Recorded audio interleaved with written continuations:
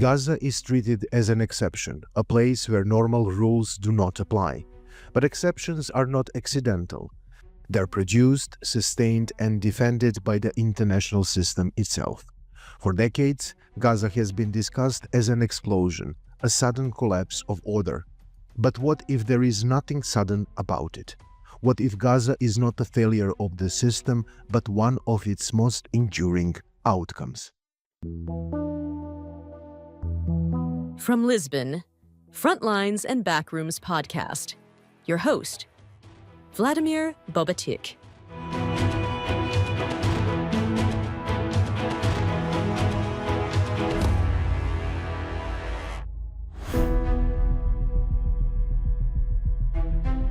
In this episode, we continue our series on what we called the Gaza exception. The idea that Gaza exists under a different set of rules, politically, legally, and morally. This is not a conversation about the latest escalation. It is a conversation about the system that produces escalation again and again, and about an international order that manages Gaza rather than resolves it. We talk about power, ideology, international law, and the political choices that have turned Gaza into a permanent exception. This is full, uncensored conversation, no summaries, no sound bites. And if you want to understand the deeper currents shaping the Palestinian struggle and the wider Middle East, here is my conversation with Mouin Rabbani. Mr. Rabbani is a leading analyst and a commentator on Middle East affairs, specializing in Palestinian politics, regional dynamics, and international diplomacy. He has worked with leading research institutions and international organizations and is a frequent commentator on the Middle East politics and global power dynamics. As a former Middle East peace process negotiator, he brings decades of first-hand insight into one of the world's most complex political conflicts. Mr. Rabbani, thank you so much for your time and thank you for talking to Frontlines and Backrooms. Pleasure being with you. Let's start bluntly. Is the Gaza exception a failure of the international system, or is it actually working exactly as it is intended as a way to manage the Palestinian issue without ever solving it? I think it's both. I think it's operating as it was designed to operate, and I think that also reflects a severe failure of the international system to even retain minimal norms, values, laws, whatever you want. Gaza has for a very long time existed kind of outside history, outside the norms and values that underpin the international system and international law. Israel is able to do whatever it wants with total impunity. And those who most loudly proclaim their adherence to the international system and international law are those who are also most vocal and most active in ensuring Israeli impunity. This is, of course, most clear during the Gaza genocide that began in October 2023. But it's important to recognize that that was in many ways the logical culmination of everything that came before. You mentioned impunity, and regarding impunity, Israel is in that position even now, mostly thanks to the United States, but also partly to the international community, especially the European Union, with several exceptions. Even if they want to say something, they are like, it's Israel, we cannot do that. Why so? Why this attitude? Yes, and I think that's actually true for most European countries and is increasingly true for key states in the region as well. I mean, basically what it means is that Israel is, as a matter of principle, able to do whatever it wants, whenever it wants, however it wants, to whoever it wants, and it will never face consequences for what it does. There will never be accountability. And I would argue that Israeli impunity has become a central principle of Western foreign policy. And we saw that very clearly in the past 2 years. Now, of course, it's very easy to say, Trump, who was an amoral, lawless leader, has put this principle on steroids. But I think we would be very wrong to view this as something that began with Trump, or that it's something that Trump introduced that wasn't previously there. Mr. Rabbani, you argued that Gaza is treated as a humanitarian problem most of the time, not a political one. Who benefits most from keeping it framed in that way? Well, I think you raised a key point, and I've been saying actually since late 2023 that one of Israel's strategic objectives with the Gaza genocide was to seek to transform the question of Palestine from a fundamentally political issue with roots that go back more than a century into a humanitarian crisis that needs to be resolved with food, tents, medical care, and so on. Those things are obviously vitally important. But if you look at it historically, it's seeking to, in a sense, recreate the reality that existed between 1948 and 1967. In 1948, of course, you had the Nakba, you had the expulsion of more than three-quarters of the Palestinians who lived in what became the State of Israel. It's important to recall, by the way, that in 1947, if you would have asked someone to help you find the Gaza Strip on a map, they wouldn't have known what you're talking about, because the Gaza Strip didn't exist before 1948, and it exists only as a result of the Nakba. Now, Gaza City is, of course, one of the world's most ancient cities, and Khan Yunis is a very old city as well, and so on. But it's important to recognize its native population in 1948 was approximately 80,000 people. And as a result of the Nakba, approximately 200,000 refugees, stateless refugees, people who had been transformed into stateless refugees by Israel, um, uh, became part of that territory as well. The 1% of Palestine located in its extreme southwest that wasn't occupied by Israel and came to be administered by Egypt. And, you had desperate humanitarian circumstances in the late 1940s. You had the Quakers, the Red Cross, and then ultimately UNRWA. And Palestinians were basically seen as a humanitarian issue that was devoid of politics. This goes all the way to 1967. If you look, for example, to United Nations Security Council Resolution 242, that was passed at the conclusion of the 1967 June War, and it talks about how this issue needs to be addressed and resolved. It addressed it as a political crisis between Israel and the Arab states. It didn't even mention the Palestinians by name. It only referred to a just resolution of the refugee question.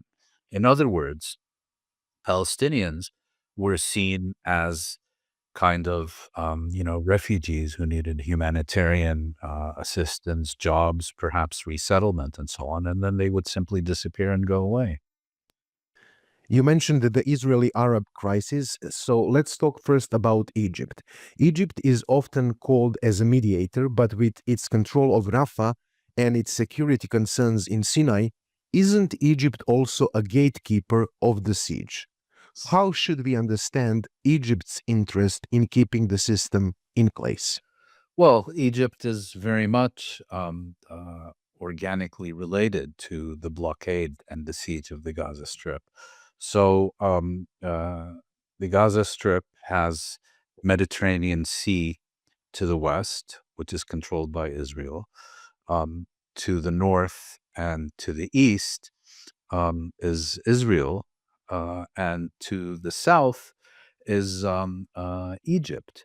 Now, just to go back a little bit into history, in 2005, Israel unilaterally disengaged from the Gaza Strip. In other words, it removed its settlements and military bases from inside the Gaza Strip, but maintained its absolute control over the boundaries, over the airspace, over the territorial waters, and so on, even over the electromagnetic sphere. And on that basis, despite there being a border with Egypt, the international community, the International Committee of the Red Cross, which is a custodian of the Fourth Geneva Conventions, and human rights organizations, legal specialists, and so on, all reached the conclusion that the Gaza Strip remains occupied territory and remains occupied by Israel.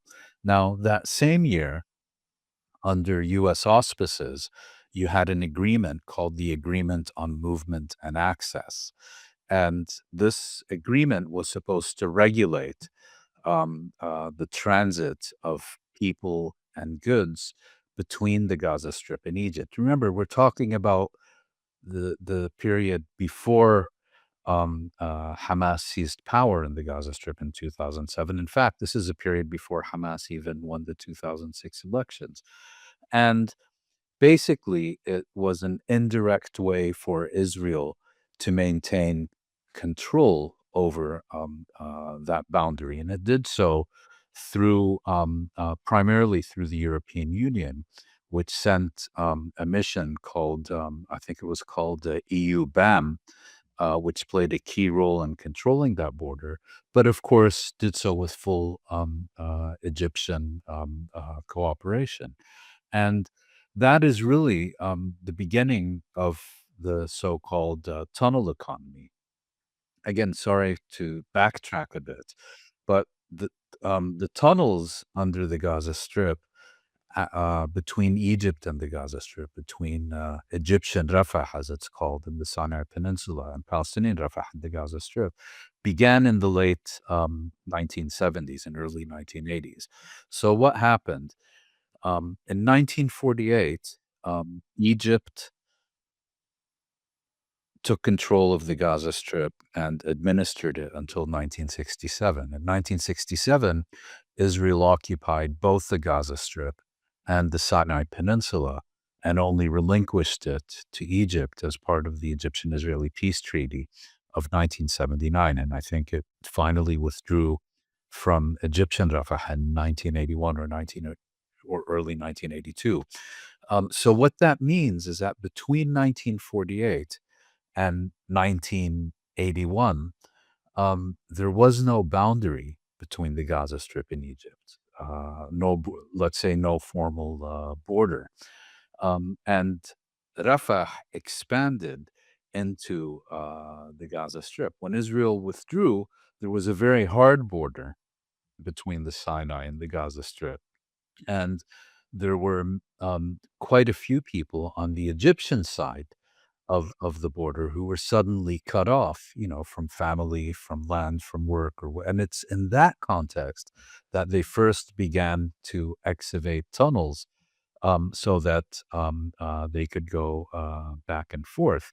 And of course, later, particularly after 2005, and the imposition of the blockade, it expanded significantly, primarily for consumer goods.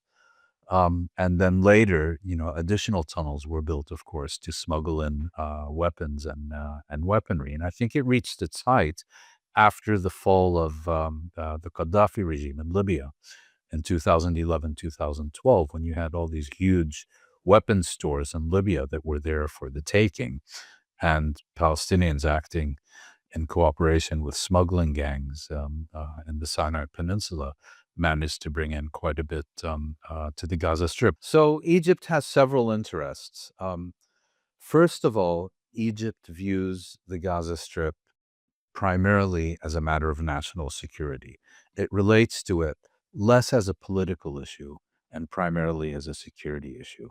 Secondly, Egypt has a priority of maintaining good relations with Israel, its peace agreement with Israel, because anything it does to unsettle that agreement could have major consequences for Cairo's relations with the United States and with the Europeans. So Egypt essentially played the part assigned to it in the blockade until, let's say, the uprising against Hosni Mubarak in 2011.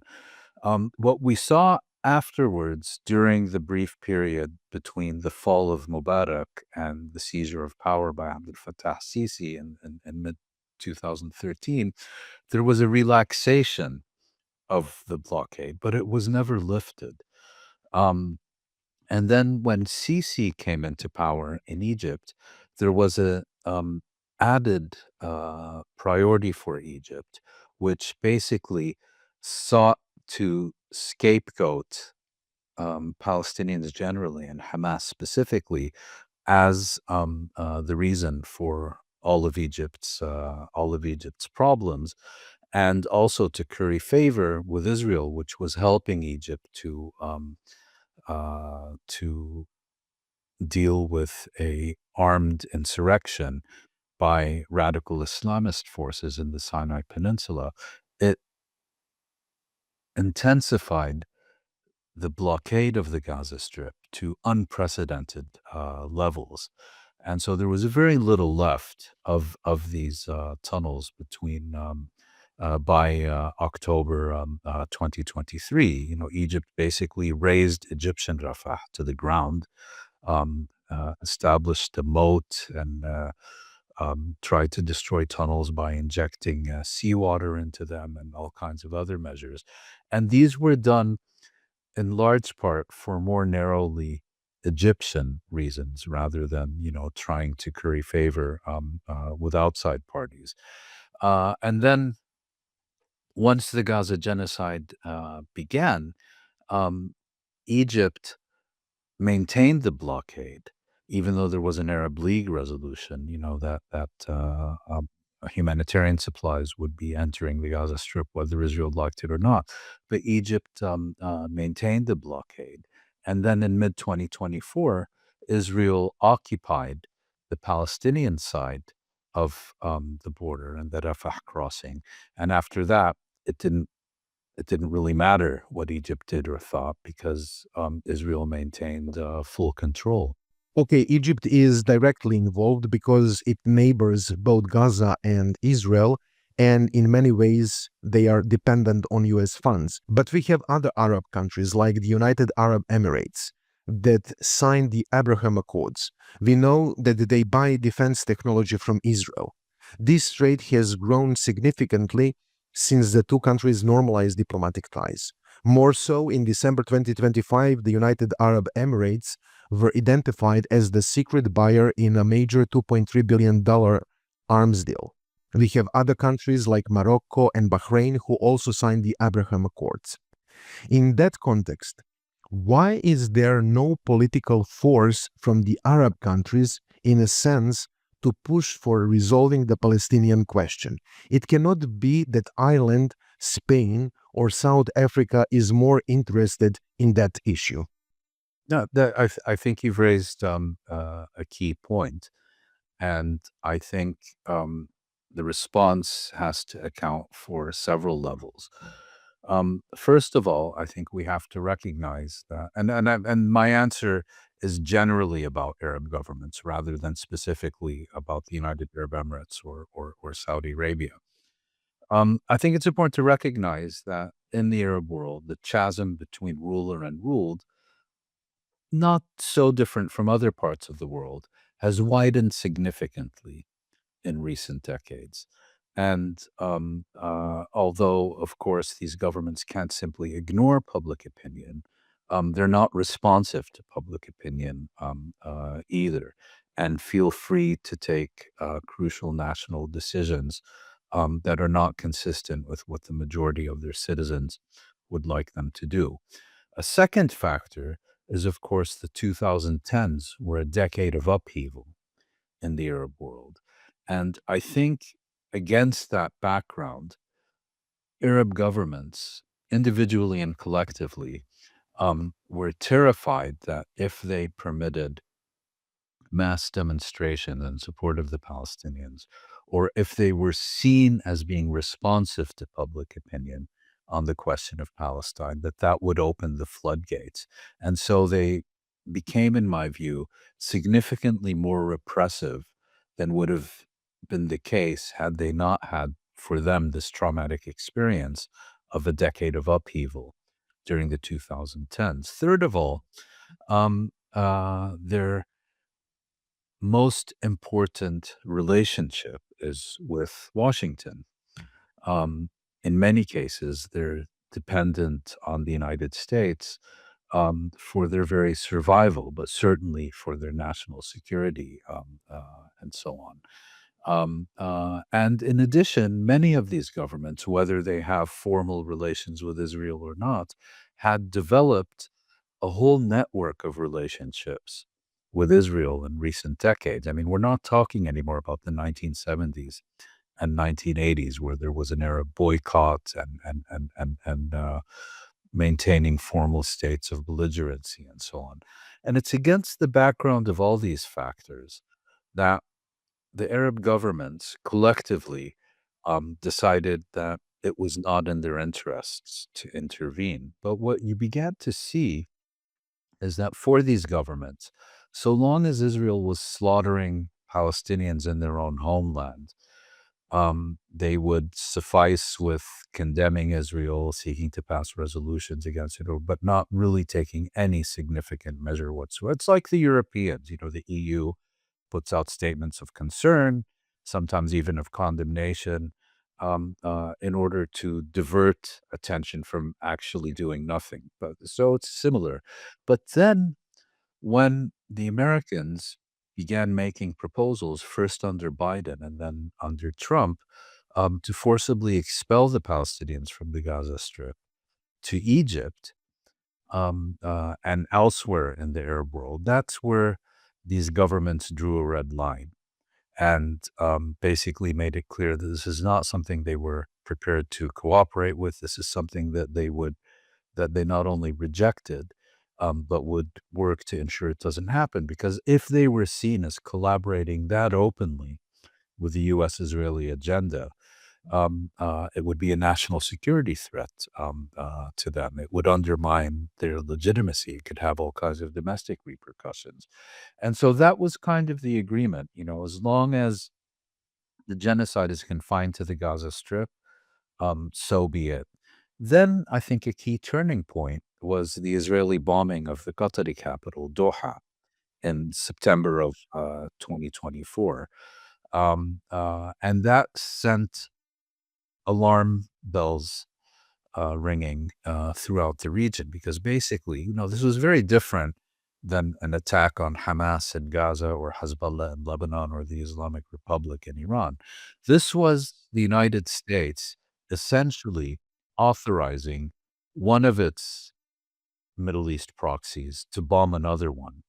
And then you saw Arab diplomacy kick into action, and as a result, you got the Trump initiative and so on. But I think and an additional factor, of course, is that for many years, many of these governments saw Iran as the main threat to regional stability, particularly in the Gulf. But what you've had in the past 2 years is you've had a process of normalization between many of these governments and Iran. Iran has been obviously weakened by the Israeli-U.S. War against it in June of last year. Well, Israel is being seen as a regional arsonist, a pyromaniac who's being given an endless supply of kerosene and matches by the White House. And so that's the change we're beginning to see. I mean, if you look at the recent um, uh, un- unexpectedly strong Saudi response to what the UAE's proxy in Yemen was seeking to do. I think it's also related to Israel being seen as going on a rampage throughout the region. But again, um, you know, I think any expectations that the Arab states, individually or collectively, will take significant efforts, meaningful efforts to address the underlying political issues that lie at the heart of the question of Palestine, at least for the time being, would be entirely misplaced. Bearing in mind what you just said, let's look at the main players. For Netanyahu's government, Hamas, the Palestinian Authority, Egypt, and other Arab countries, what does each of them gain keeping Gaza in this permanent crisis? Well, I'm not sure that's the only question that should be asked. On the one hand, what what do they gain from the current crisis? But the other question to ask is what they believe they might lose if they try to resolve it. So regarding the question that you directly asked, for Israel, I think it's quite clear. You have this Trump initiative, the first phases of which dealt with immediate issues like an exchange of captives, a surge in humanitarian aid, Israeli withdrawal within the Gaza Strip, opening of the border um, with Egypt, and so on. And Israel has, of course, and most importantly, a cessation of hostilities. Israel has violated every single one of its commitments under this agreement every single day, while American intelligence is said to have been surprised by the extent to which the Palestinians have fulfilled their commitments. I think there's the remains of one captive in the Gaza Strip left, buried somewhere under 61 million tons of rubble. But the second phase of this agreement is supposed to deal with issues such as governance, disarmament, and so on. And this presents a real challenge because, on the one hand, the Arab and Muslim countries that are supposed to provide the manpower for what's called the International Stabilization Force are not prepared to do so unless there's a clear political plan, something entirely absent from the Trump initiative. At the same time, they're not prepared to invest significantly in reconstruction unless it's part of a clear political plan that gives them assurances that the occupation will end and be replaced by an independent and sovereign Palestinian state. That's completely off the agenda. Um, and so, from Israel's perspective, I think Washington would very much like to proceed to the second phase. I think the regional states would all also very much like to do this, provided these political conditions are fulfilled. From Israel's perspective, if you accept that its strategic objective is the destruction of Palestinian society in the Gaza Strip and essentially the ethnic cleansing of the Gaza Strip, freezing the status quo very much fulfills its ambitions, because that way you won't have reconstruction on the pretext that we haven't yet started the second phase. They can continue obstructing humanitarian aid and so on. Now that the mass ethnic cleansing of the Gaza Strip is no longer on the agenda, well, you create conditions that, let's say, would be similar to Syria a decade ago, where the Syrian government, never took a decision to expel half its people. They never started putting masses of Syrians on trucks and buses and shipping them to Turkey and Lebanon. But conditions of life within Syria became so intolerable that people, individuals, families, groups, um, uh, came to the conclusion that they had no option other than to leave. And that is what I think Israel hopes to achieve in the Gaza Strip. Um, Regarding Hamas, it's more difficult to determine what its own position is. Obviously, as long as there isn't a second phase, it has been able to reassert its control and authority over that half of the Gaza Strip that Israel no longer directly controls. But having said that, they're increasing suggestions that Israel, with U.S. and probably European support, is going to resume a full-scale military onslaught on the Gaza Strip before the middle of 2026. And Hamas would, I think, like to see um, uh, a second phase of the agreement implemented in a way that does not make it entirely irrelevant and does not remove it entirely from the picture. Since you mentioned Hamas, Hamas governs Gaza but is also labeled as a terrorist group by Western powers. How does this contradiction freeze the international system and make any policy other than containment and periodic war possible? Well, let me first address the issue of terrorism. I mean, terrorism, as conventionally understood, is the targeting of civilians in order to serve a political agenda. Now, by that standard, Hamas has certainly engaged in such conduct, but but it is hardly alone. I mean, the idea that Hamas is, by that standard, applying it objectively, the idea that Hamas is a terrorist organization, but Israel is not a terrorist state, becomes a little peculiar, to say the least. Now, of course, terrorism has been redefined to apply only to non-state actors. But even then, you don't see these settler militias in the West Bank ever being classified or designated as terrorist organizations. To the contrary, they can be freely funded in most Western countries through various charities. Imagine that.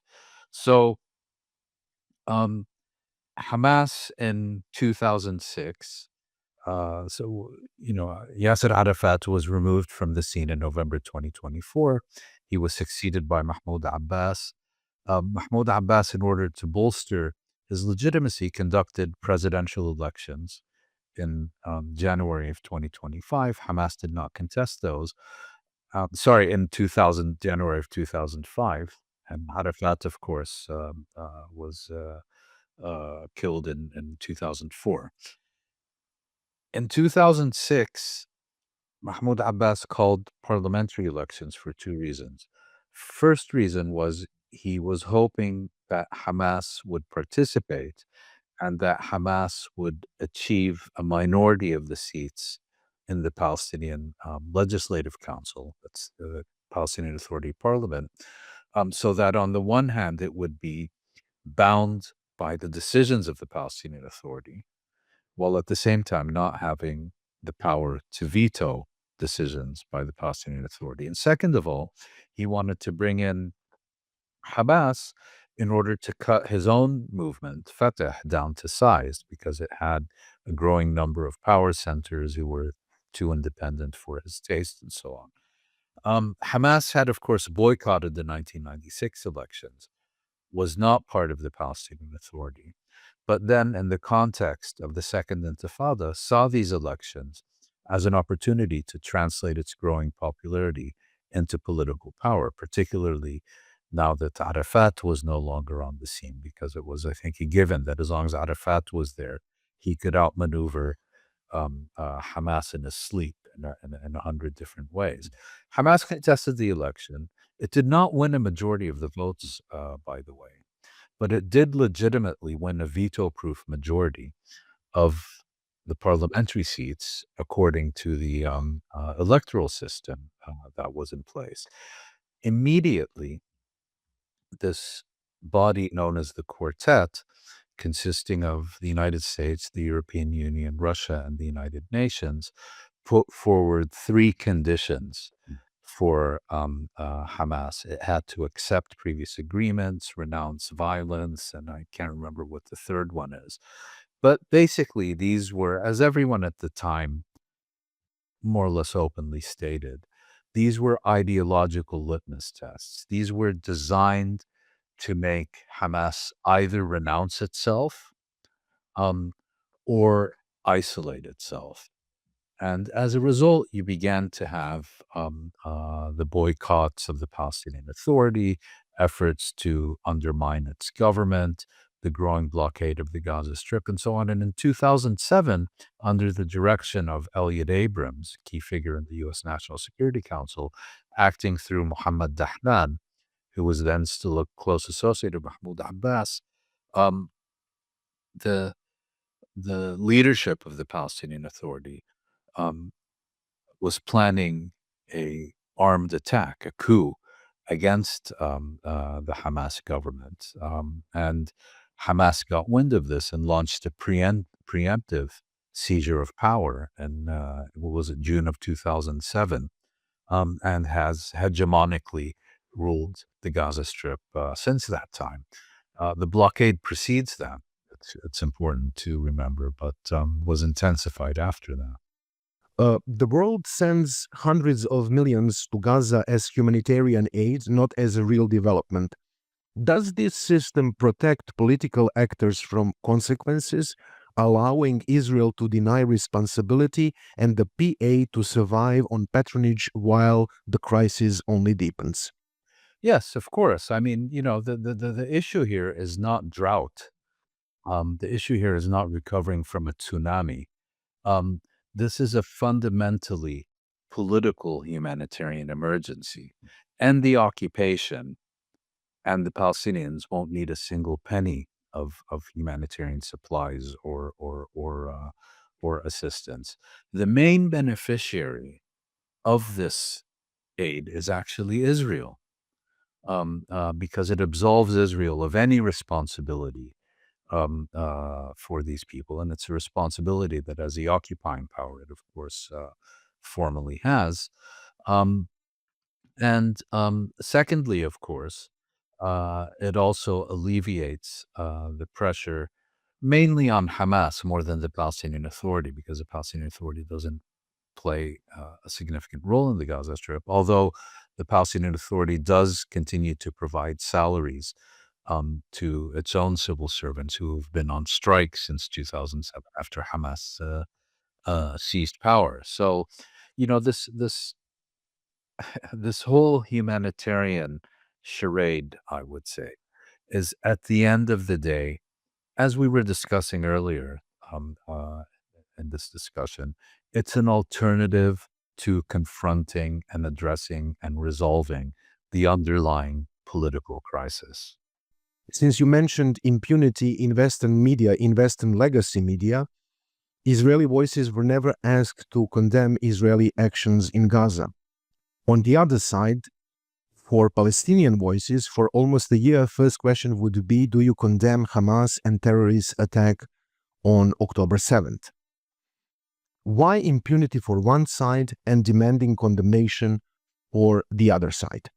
Well, I'll tell you what my response to that question is when I was asked. I've been speaking publicly basically since the late 1980s. I have never been asked to condemn Israel. I've never been asked to condemn anyone. Not only that, I have never seen anyone else being asked to condemn Israel. And my response to that is I don't do selective condemnation. Certainly not in the context of genocide. If you, and it's also the wrong question, you know, do you support or condemn the slaughter of children? Do you, regardless of whether they're Palestinian or Israeli or from Burundi or Peru, do you support or oppose international law? Do you support or oppose immunity?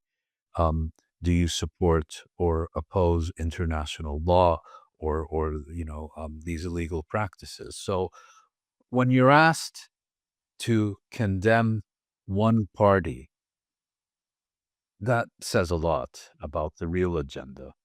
And again, I don't do selective condemnations, particularly in a context where for decades, no one has ever been asked on any of these media organizations, do you condemn Israel? Do you condemn the United States? Is there any real cost today for openly sidelining international law in Gaza, or has that cost effectively disappeared?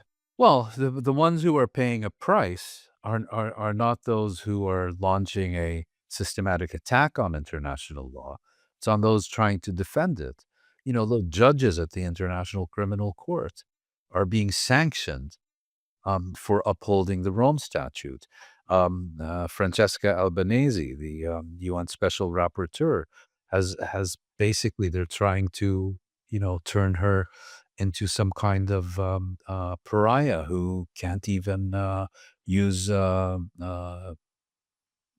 can't even use a debit card at the supermarket. Um, I think yes, the quite clearly the international system as we have known it, the rules, norms, and values that underpin it, there's an effort to systematically dismantle it. But I would also say that's half the story. The other half, on the one hand, you have the rules based international order, which is that I do whatever I want, whenever I want, however I want, to whomever I want. But you, because you're my adversary or enemy, have to respect every last punctuation mark in these treaties and laws and so on. That's the rules based international order. On the other hand, you have a growing campaign, which I think is best represented by the Hague Group, a collection of states who are seeking to uphold these universal principles, who are saying, wait a minute, not only are all these rules and treaties and norms and values as relevant as ever, but they need to be applied equally to all of us. And that's an ongoing contest. The two-state solution remains the official goal of the United Nations, partly for the European Union and possibly the United States. But has it become mostly a ritual, a phrase that signals commitment to principles while policies on the ground do the opposite? Yes, entirely. I mean, two-state settlement has been converted from a political objective into a slogan to ignore the reality on the ground. Those who most loudly proclaim their adherence to the two-state framework have distinguished themselves by not only doing absolutely nothing to make it a reality, but by either acquiescing in Israel's systematic campaign, publicly stated campaign, to make it impossible, but are in many ways even supporting it. I mean, the best example I can give is, these illegal settlements in the Jordan Valley and elsewhere. Um, their main market isn't the United States, it's the European Union. And without that market, they would not be economically viable. But, these illegal settlement products from illegal settlements built on stolen Palestinian land have now, for more than half a century, had free access to the European market. So, how are you going to convince me, that you are somehow in support of something when because you say you are, but each and every single one of your actions points in the opposite direction. It's not serious. It's been reduced to a diversionary slogan to camouflage reality. How did we came to the position that we are never enough pro-Israeli, that you can criticize the Israeli government? Well, it's an interesting question, and my response to that would be that in sharp contrast to half a century ago, Israel, I think, has definitively and irreversibly lost the battle for public opinion. And when you can no longer rely on public opinion to support you, you resort to these repressive measures. You resort to the courts, you resort to employers, you resort to the police, and so on. And that, to me, yes, lives have been destroyed. People have lost jobs. Careers have been ruined. That's all very true and tragically true. But the silver lining is that I think it demonstrates that Israel understands that it has definitively and irreversibly lost the battle for public opinion. And it understands that eventually this lost battle is going to have political consequences. You mentioned previously Iran, and I want to touch Iran's role in this crisis, in all of this mess with the last war in Gaza. How much important was role of Iran, including Iran-led Essex of resistance, in everything from the 7th of October onwards? Well, we know that Hamas on the 7th of October 2023 acted unilaterally. It, according to both Israeli and U.S. military intelligence, Hamas did not inform the Iranians or its other partners in what is known as the Axis of Resistance coalition, and it did not coordinate with them. It acted on its own agenda. And as a result, all the other members of the coalition acted on their own agenda as well. That's why you didn't have a Hezbollah invasion of northern Israel. That's why you didn't have a huge missile barrage from Iran on Israel. Those things only happened in Iran specifically. Iran only attacked Israel after it was itself attacked. Um, I have my doubts about whether Hamas genuinely believed it would unleash a regional war by the self-styled Axis of Resistance after October 7th. But if it did have such aspirations, it was needless to say severely disappointed. And I think the thing we need to understand about this Axis of Resistance, it's a coalition of states, movements, and so on, who have a shared agenda of seeking to decrease U.S. and Israeli influence in the Middle East. It's not a formal alliance. We were talking about the last US peace plan. The United States is the ultimate guarantor of the system. If Washington truly wanted to end this exception of Gaza or of Palestine, what is the one concrete policy shift if refuses even to consider? Well, quite clearly, a U.S. weapons embargo over towards Israel. At this point, even a partial one, I think, would send shockwaves through the international system. It would, Europeans, at the end of the day, the one thing they do better than anything else is appeasing Washington. And if Washington is seen as taking such measures, Europeans are almost certain to follow. I mean, we already have, Spain, Ireland, Belgium taking various measures. You now have a situation where Greece, Italy, and France have effectively withdrawn from the Rome Statutes at the International Criminal Court, because every time Netanyahu goes for another victory tour to the United States, he flies over their airspace with their permission, even though they're under a fundamental obligation to detain him and send him to The Hague. But I'm certainly not going to speculate about whether even a partial U.S. arms embargo on Israel is likely. I don't see it happening anytime soon, but that would have, I think, a massive impact.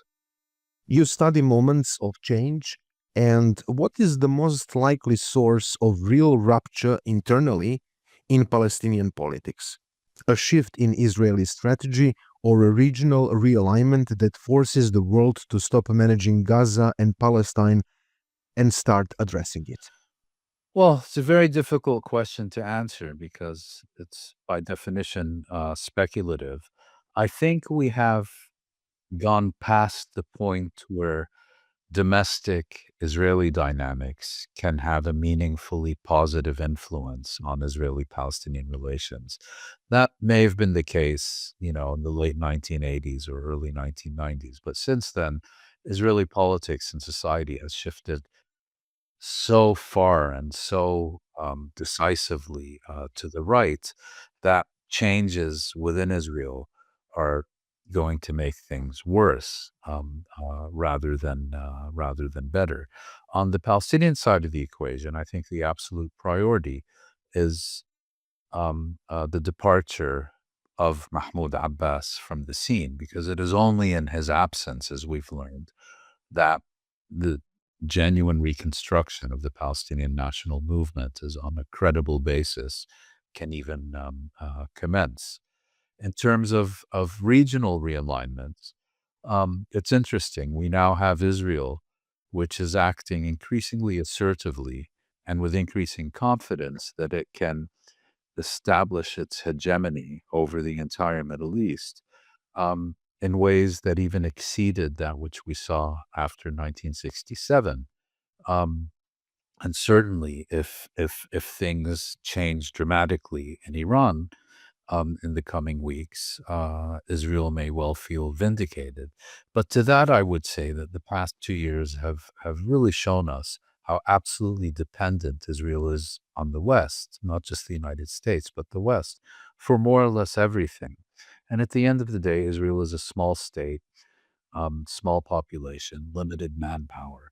And the idea that Israel can establish meaningful hegemony over the entire Middle East over a prolonged period of time strikes me as rather fanciful. Gaza was decimated in front of our own eyes. On the West Bank, territories shrinking day by day. Settler violence goes unchecked. So, in your opinion, how we are close to two-state solution, or that idea is gone? Well, I have a different take on that question than many others.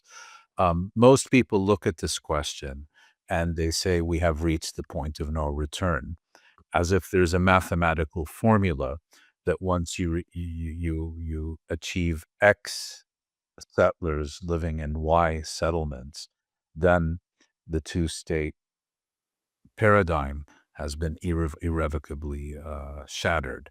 I don't see it that way because it is and always has been and always will be a question of political will.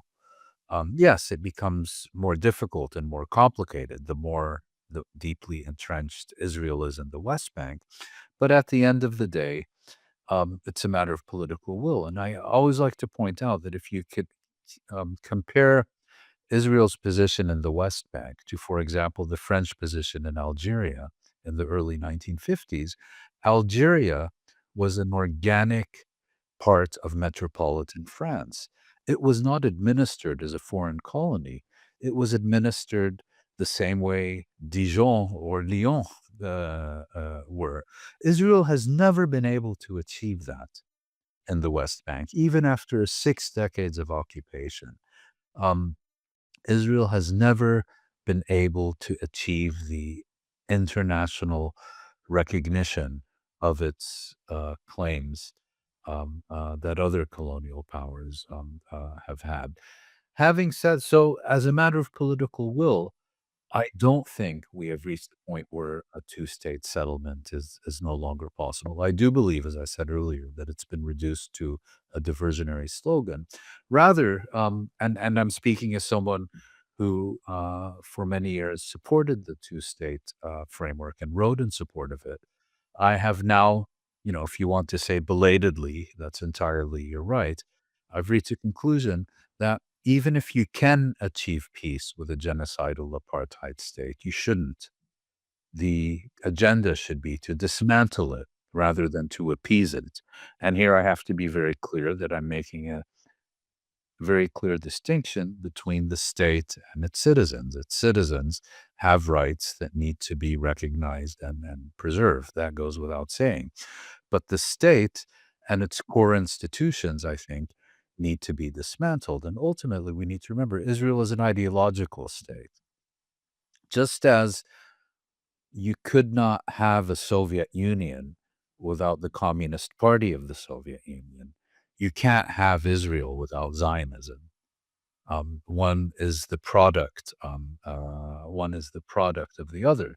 You can, of course, ask a, an additional question, going back to earlier part of our discussion.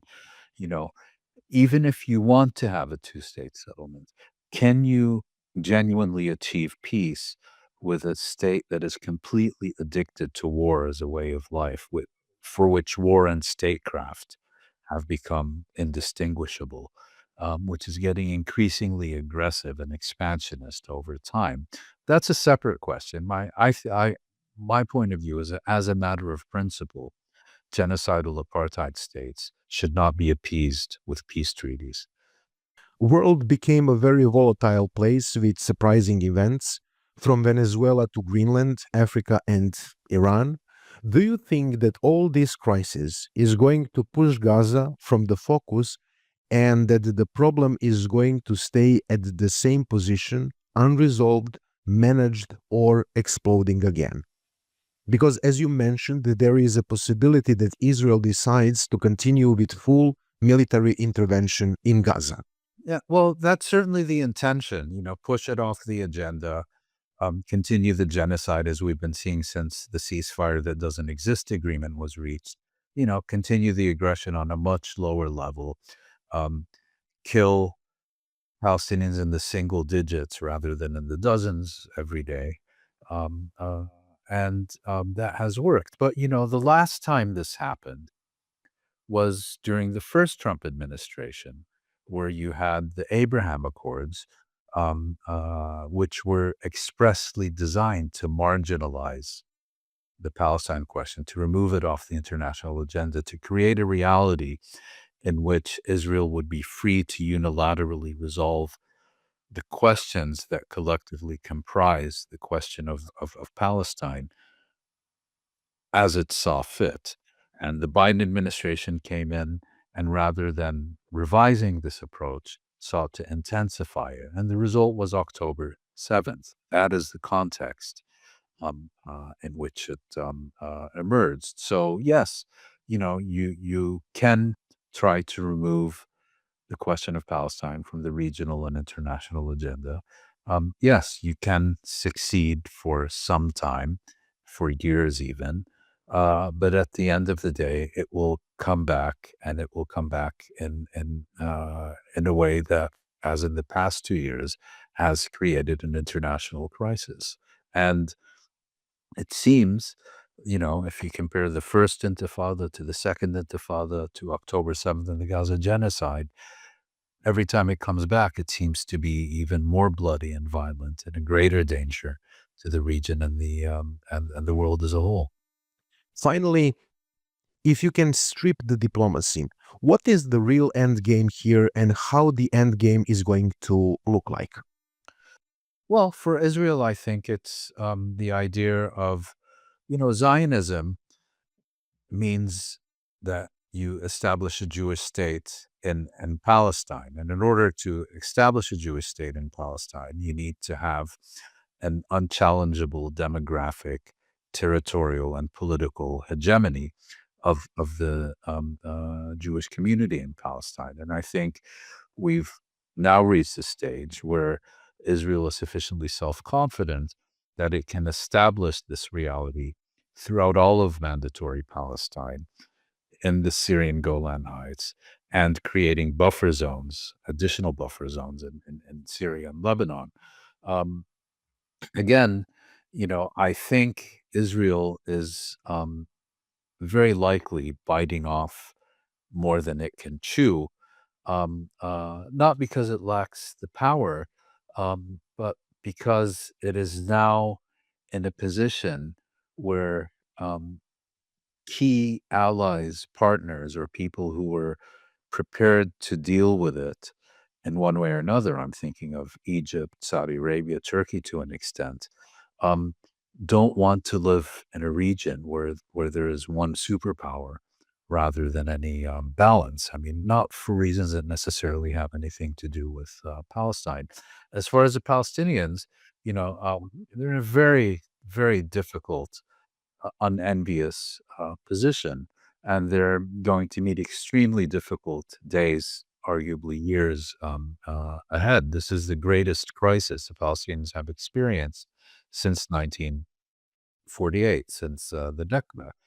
But one thing I think we need to get out of our heads is the idea that simply because you've managed to slaughter tens of thousands of Palestinians and are, sending one pogrom after another their way in the West Bank, that they're somehow going to capitulate and surrender. Clearly, that's not on the agenda and won't be on the agenda. Mr. Rabbani, thank you so much for your time. Thank you. It was a pleasure speaking with you. This was my conversation with Mouin Rabbani. The next episode, The Crime Not Meant to Be Hidden, is scheduled for 25th of January. From Frontlines and Backrooms, until next time.